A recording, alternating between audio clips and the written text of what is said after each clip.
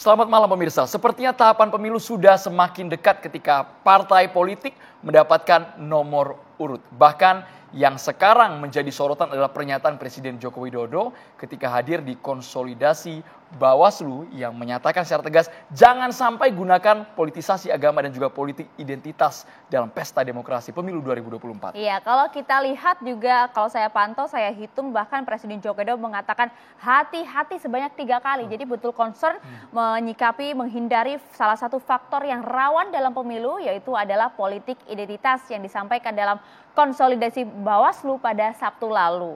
Seperti apa? Ini dia cuplikannya. Ya pemirsa, nampaknya juga kalau kita lihat ini tidak hanya sekali, tapi kami mencatat paling tidak pada November lalu pada saat musyawarah HIPMI pun Presiden Jokowi juga concern dalam hal ini. Nah, hati-hati. Pesannya ini memang sudah jelas ya Maria ya, karena bisa memecah belah bangsa. Kalau hingar-bingar pesta demokrasi harusnya suasana kebatinan kita juga bahagia menjalani pemilu 2024. Nah itu fokusnya, tapi pertanyaannya apakah kemudian sinyal adanya politik identitas di pemilu 2024 ini sudah kentarakah atau seperti apa dengan pesan dari Presiden Joko Widodo? Kita akan bahas, kita akan ulas dalam meja catatan demokrasi. Sudah hadir jumlah narasumber kami. Kami sapa ada Bang Padana Baban, politisi senior PD Perjuangan. Selamat malam Bang. Merdeka katanya. Oke. Boleh sambil cek mikrofon Bang? Merdeka ya Bang? Halo. Merdeka. Merdeka. Merdeka. Dan juga ada Bang Rudi Eskamri, pegiat media sosial. Selamat malam Mbak Maria. Selamat malam. Mas Andri. Tampilannya ada identitas dari mana ini? Ikan kepala khas Ini mana ini? kekayaan budaya Indonesia, tutup kepala laki-laki itu luar biasa. Termasuk politik identitas bukan ini ya? Identitas budaya Nusantara boleh dong. Luar biasa. Ini bentuk melestarikan budaya Ya, Nusantara. Itu dia. setuju. Itu yang Dan penting. juga ada Bang Pangi Caniago, Direktur Eksekutif dari Foxpol Center. Selamat malam. Boleh Bang, sambil kita cek audio.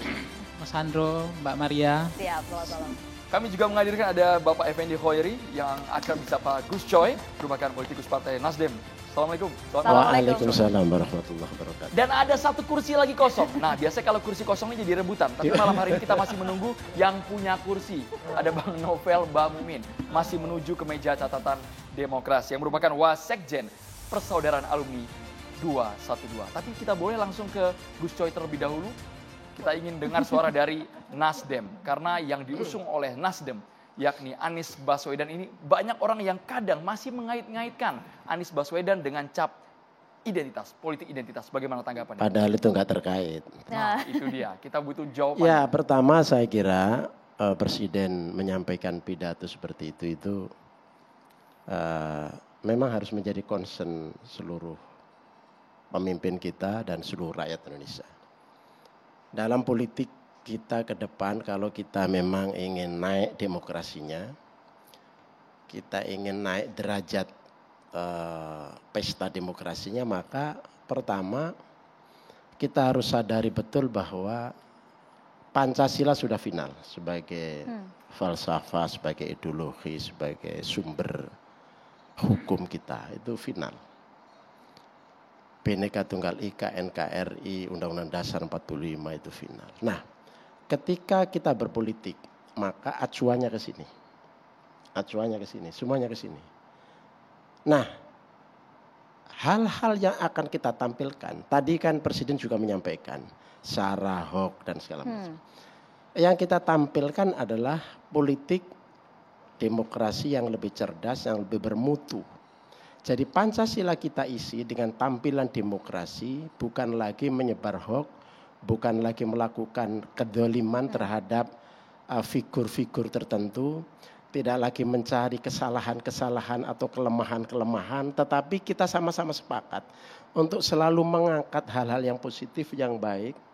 Kemudian kita tawarkan pikiran-pikiran yang cerdas, yang bagus untuk mencari solusi-solusi bangsa yang begini banyak problemnya. Nah, kalau kita mau meningkat di situ, titik tolaknya Pancasila, kemudian kita adu argumentasi, adu pikiran, adu solusi, gitu. Nah, tapi ada satu hal yang juga kita harus sadari, bahwa Indonesia punya sejarah. Sejarah kita panjang. Kemudian kita juga tahu mayoritas Indonesia ini Muslim. Ya, memang ada provinsi-provinsi tertentu yang non-Muslim. Ketika mereka mengimplementasikan politik Pancasila, demokrasi Pancasila, kemudian ada warna-warna kultural, warna-warna sosiologis. Karena mayoritas Muslim, ada unsur-unsur sosiologis kemuslimannya. Kan? Itu adalah sesuatu yang logis. Tetapi yang lain juga harus sadar betul. Harus paham betul bahwa Islam itu bukan anti toleransi. Islam bukan bukan diskriminatif. Bukan intoleran. Bukan anti hak asasi. Kan? Sangat toleran, sangat menghormati hak asasi, sangat. Nah, tapi itu nuansa, bukan jualan. Bukan jualan keagamaan. Gus Coy, bagaimana Gitu kan? kemudian Partai Bukan, Nasdem merespon banyaknya kemudian suara yang menyebut bahwa justru Anies Baswedan ini nampaknya akan bisa memanfaatkan jualan politik identitas itu tadi. Bahkan ada yang bilang juga Anies Baswedan sebagai bapak politik identitas. Demikiankah? Ya, itu sebetulnya cap yang salah alamat. Salah alamat karena sebetulnya sebelum ada Pilkada DKI, ya, itu kan hal-hal seperti itu kan tidak ada. Ya, sasaran kepada siapa, ada politik identitas. Ini gara-gara Pilkada DKI. Ketika Pilkada DKI kasus Ahok itu, itulah kemudian muncul. Nah, sebetulnya kalau kita teliti ke belakang, sebetulnya munculnya itu kan karena statement Ahok. Semula kan tidak ada. Lalu kemudian pendukung-pendukung Anies, bukan Aniesnya loh ya. Iya. Kalau kita teliti ya, statement Anies mulai jadi calon gubernur ya sampai hari ini gitu, narasi keagamaan, narasi keislaman, kecuali substansi keagamaan itu iya, tapi narasi formalis, misalnya dalil-dalil gitu kan, kemudian menyebut-nyebut itu kan tidak ada. Nah, ini sebetulnya asal muasalnya karena Ahok. Dan Ahok itu sudah fakta bahwa dia salah. Ada majelis ulama fatwa, kemudian ada hakim memutuskan dia, pengadilan memutuskan dia salah. Ada yang mengangkat pernyataan Ahok, mungkin ada yang melintir, itu juga salah. Bagaimana Jadi Anies saat faktanya ini salah, ya kan? Nah, oleh karena itu hal yang seperti ini nggak boleh terjadi lagi ke depan, ya. Nggak, kita akhiri dan jangan yang sesungguhnya bukan melekat pada dirinya sebagai pembawa politik identitas keagamaan atau menjual agama dalam konteks politik. Itu tidak dilakukan oleh Anies, tapi kemudian ini kok terus-menerus dicapkan oleh Anies. Ini menurut saya adalah dolim. Siapa yang mengecapkan itu ke Nggak tahu, Anies? nggak tahu. Kita Kok bisa nggak tahu. Pokoknya ditempelkan kan di media stigmanya langsung sosial ke Anies ada Baswedan, Gus Coy? banyak gitu kan. Ya, itu dolim. Padahal capresnya banyak, kenapa ke Anies? Dolun mudilun kata istilah agamanya. Sesat dan menyesatkan. Ini yang harus diakhiri. Dan kita semua harus sadar, elit-elit itu, bahwa ini sebetulnya kalau diteliti secara, memang itu bukan Anies yang bawa politik identitas. Memang ada sekelompok masyarakat pendukungnya, mungkin iya. Tapi itu kan mereka tidak diproses secara hukum sehingga tidak ketahuan salahnya ada di mana.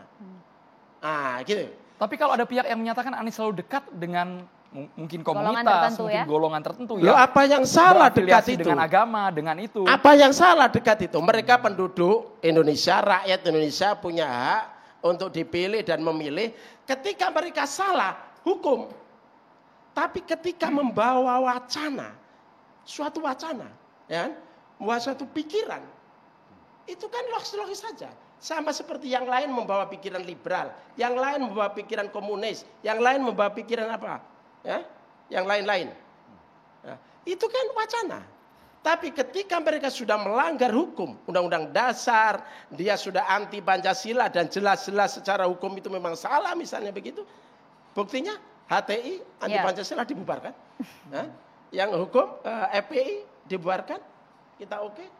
Begitu. Jadi kita Pancasila final, kita masuk di situ, ada nuansa-nuansa sosiologis, antropologis sesuai dengan jumlah penduduk mayoritas Indonesia, Oke. ya, itu adalah sesuatu yang logis. Jadi itu salah alamat ya kalau ada yang menyematkan seperti itu. Tapi Bang Panda, kalau Zalon Anda mudhilun, sesat dan menyesatkan. Waduh, sesat. Kalau memberi cap kepada Anies sebagai bapak politik identitas. sesat dan menyesatkan katanya Itu Bang bisa Panda. Tapi dipertanggungjawabkan, kalau kita ya. melihat Bang Panda, apakah sudah nampak sinyal-sinyal politik identitas di pemilu 2024 sampai Pak Jokowi harus ngomong berkali-kali menekankan Bawaslu untuk jangan ragu-ragu memberi peringatan, Bang Panda? Boleh mikrofonnya, silahkan. Pertama kali saya harus katakan Ya. yang paling berbahagia ini PDI Perjuangan. Karena apa? Soal itu semua sudah final. Ya, di PDI Perjuangan tidak ada lagi identitas, tidak ada lagi semua. Saya berkali-kali saya katakan Papua mayoritas Kristen, ketuanya dari PDI Perjuangan Islam. Jawa Timur mayoritas Islam, ketuanya Kristen, Widodo. Final. Ketua di Jakarta orang Tionghoa. Ya, orang Tionghoa, Aming teman saya itu. Kita itu sudah final dan kemudian semua sama kita itu sudah selesai. Itulah semacam satu refleksi buah daripada pemahaman kami terhadap nasionalisme dan Pancasila. Jadi kami nggak capek Gus Coy, seperti kau jelasin tadi, tak perlu capek kami. Bukan jelasin, dengar dulu. Artinya, Tapi yang milih juga orang Islam, jadi artinya loh selesai iya, juga. kalau soal itu terus terang tidak usah. Dengar dulu, yang saya tahu Islam rahmatin lil alamin. Rahmatan lil Rahmatan alamin. alamin. Jadi gak usah khawatir kau itu. Aku juga ditakdirkan lahir di Tapanuli di Batak. Coba saya di Madura. Hah? Lain gitu loh. Jadi enggak ini hal yang wajar, hal yang biasa, hal yang betul-betul kita sebagai bangsa indahnya bukan main bersaudara. Dan saya kasih tahu ada catatan sejarah yang paling menarik bahwa begitu kuatnya budaya kita, apalagi tadi Pak Rudi mengatakan topik, begitu kuatnya budaya kita, begitu kuatnya, dan sampai para ahli mengatakan ke saya, karena budaya Indonesia bukan Lebensraum, ruang hidup daripada radikal. Gitu loh. Sehebat-hebat saya sebagai orang Jawa Islam, saya masih nyekar, masih nyepi, masih mutih, masih ini semua sirik. Tapi aku lakukan karena budayaku. Gitu loh. Panda Batak, iya. Dalian Natolu, hula-hula, lebih tinggi, hampir sama dengan Tuhan. Gitu loh. Ya, orang Padang, apa-apa Islamnya, tapi dia ninik mama. Memperhitungkan. Jadi ada kultur-kultur yang membuat kita solid. Gitu loh. Ini juga kekayaan kita, gitu loh. Nah, kemudian lagi, kita sudah lihat dulu bagaimana Darul Islam dan TII. Bagaimana gawatnya dulu Jawa Barat dengan Kartosuwiryo, Kahar Muzakar Sulawesi Selatan, Aceh dengan Daud Brah. Itu bisa selesai tanpa negara ketiga, tanpa PBB. Bisa selesai dan berdamai. Dan tidak membawa kepada masa lalu. PRRI Permesta hampir sama dengan Korea Utara, Korea Selatan. Ho Chi Minh, Vietnam dibantu Rusia, ya kan? Soekarno dibantu Rusia, lawannya Vietnam Selatan dibantu Amerika, kita bapaknya Prabowo yang namanya Sumitro PRRI dibantu Amerika, armada ke-7, kita bisa damai tanpa negara ketiga. Dahsyat gak ini bangsa? Artinya tidak harus mengkhawatirkan politik identitas dong, sampai ngomong hati-hati 3 kali. Ini variasi-variasi gitu aja, tidak ada kekhawatiran gitu loh. Tapi masih Nuansa. laku nggak Iya, sebenarnya loh. politik identitas masih laku Nuansa nggak? ya, kimi-kimi atau nuansa. Jadi saya teruskan dulu bahwa keindahan kekuatan bangsa ini, ya.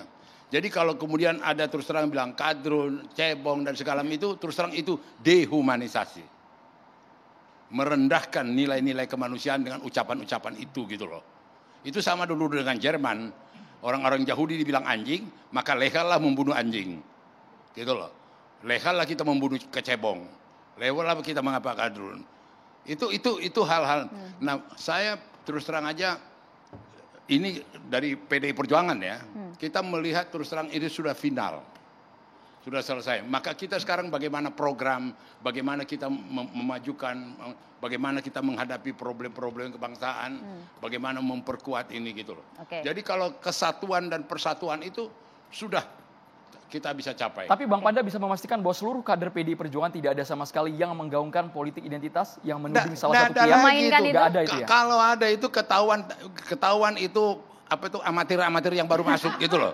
Nggak ada itu. Kita sudah final. Di PDI nggak ada ya? Artinya dari ketua umum sama sekjen sama kemudian jajaran DPD itu sudah bukan saja instruksi, itu sudah kultur, sudah budaya. Aku udah kasih tahu tadi. Ketua di DKI ini orang Tionghoa, dulu Jawa Barat, Rudi Harsa. Pak Jawa Barat paling tidak begitu bersahabat dengan ini. Bisa gitu loh. Itu kami sudah selesai. Oke, kalau memang di PDIP sudah selesai, itu sudah final, tapi bagaimana kemudian melihat masyarakat kita masih laku nggak sih jualan politik identitas ini, Bang Rudi? Terima kasih Mbak. Apalagi di media Maria. sosial nih. Oh ya, nggak, saya ingin mengomentari apa yang dikatakan Pak Jokowi tadi. Bagi saya sebagai kepala negara wajar memberikan warning kepada kita semua, kepada masyarakat dan memberikan kepada aparat pemerintah, karena hal itu pernah terjadi. Sangat tidak fair kalau kita tidak mengakui bahwa politik identitas itu pernah terjadi. Contohnya pada saat Pilgub DKI Jakarta. Mungkin Gus Coy tidak bisa tidak bisa menerima hal itu, tapi bagi saya wajar karena beliau sekarang menjadi pendukungnya Pak Anies. Saya tidak menuduh Pak Anies ya, tapi yang jelas saya melihat memang gerbong yang mendukung Pak Anies itu secara faktual, realitas harus diakui melakukan aksi politik identitas seperti Sampai itu. saat ini kah itu? Oh tidak, saya katakan, tidak saya ya, katakan saat ini contoh. tidak ya? Artinya kita katakan warning dari kepala negara itu wajar, gitu loh ya. Wajar yang disampaikan pada kita semua. Dan menurut saya kalau kita melihat ini ada beberapa mungkin waktu itu Pak Anies belum dicalonkan ke Nasdem Gus Coy. Ada di daerah Malang kalau tidak salah masjid juga melakukan pembagian buletin tentang Pak Anies dan sebagainya. Hal ini sudah dicegah sih memang, sudah diketahui dan dicegah.